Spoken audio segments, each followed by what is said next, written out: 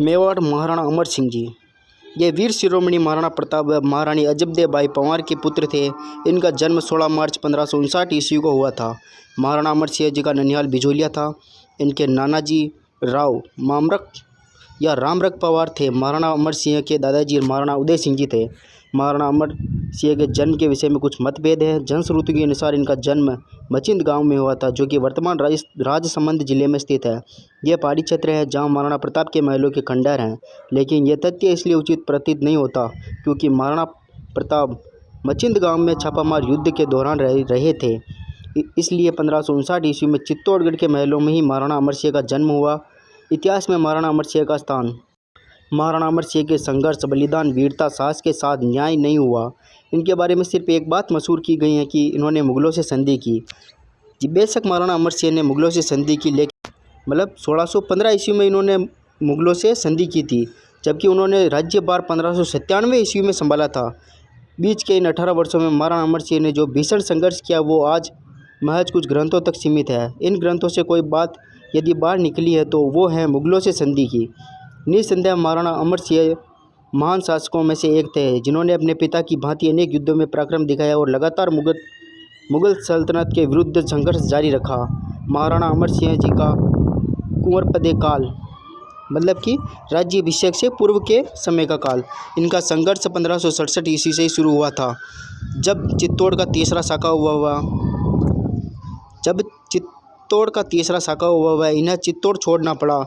तब इनकी उम्र 8 वर्ष थी। 1572 ईस्वी में महाराणा प्रताप का विधिवत राज तिलक कुंभलगढ़ में हुआ। इस अवसर पर कुंवर अमर सिंह भी उपस्थित थे। महाराणा अमर सिंह के कुछ वर्ष बाद लिखे गए ग्रंथ राणा रासों में लिखा है कि महाराणा प्रताप के राज तिलक दरबार में शत्रुओं के देशों का दग्धकर्ता, उन्नतकाय, लंबी भुजाओं वाला युवराज अमर सिंह भी उपस्थित था। युवराज अप्रैल 1573 ईस्वी में महाराणा प्रताप को संधि के लिए मनाने जब कुंवर मानसिंह कछवा उदयपुर आए, तब महाराणा प्रताप ने अपने 14 वर्षीय पुत्र कुंवर अमर सिंह को वार्ता हेतु भेजा। सितंबर-अक्टूबर 1573 ईस्वी में महाराणा प्रताप को संधि हेतु मनाने के लिए राजा भगवंत दास कछवा गोगुंदा आए। अकबर के दरबारी लेखक अबुल फजल ने अकबरनामा में संधि प्रयासों की असफलता को छुपाने के लिए मनगढ़ंत कहानी बनाई है।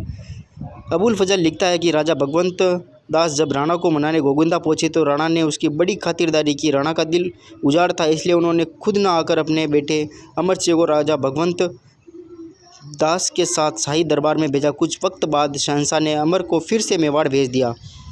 अबुल फजल की इस बात को गलत साबित करने वाला खुद जहांगीर था। तुजुक ए जहांगीर में जहांगीर लिखता है कि राणा अमर सिंह ने कभी भी किसी बादशाह को नहीं देखा। उसने और उसके बाप दादाओं ने घमंड और पहाड़ी मकामों के भरोसे किसी बादशाह के पास हाजिर होकर ताबेदारी नहीं की।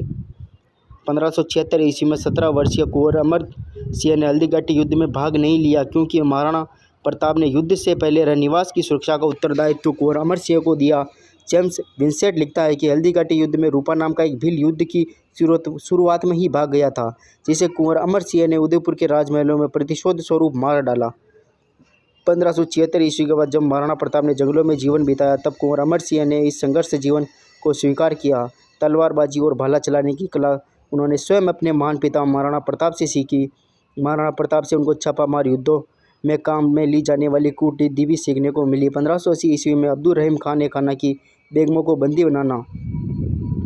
रहीम ने शेरपुर में अपने परिवार व सेना सहित पड़ाव डाला। रहीम अपने परिवार को एक फौजी टुकड़ी की निगरानी में रखकर खुद फौज समेत महाराणा प्रताप के पीछे गया। इस वक्त कुंवर अमर सिंह गोगुंदा में थे।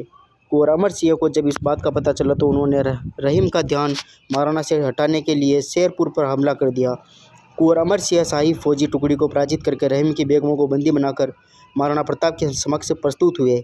इन बेगमों से दो के नाम जीनत व आनी बेगम है। महाराणा प्रताप ने कुंवर अमर सिंह को जोरदार फटकार लगाते हुए रहीम की बेगमों को सुरक्षित रहीम तक पहुँचाने का आदेश दिया।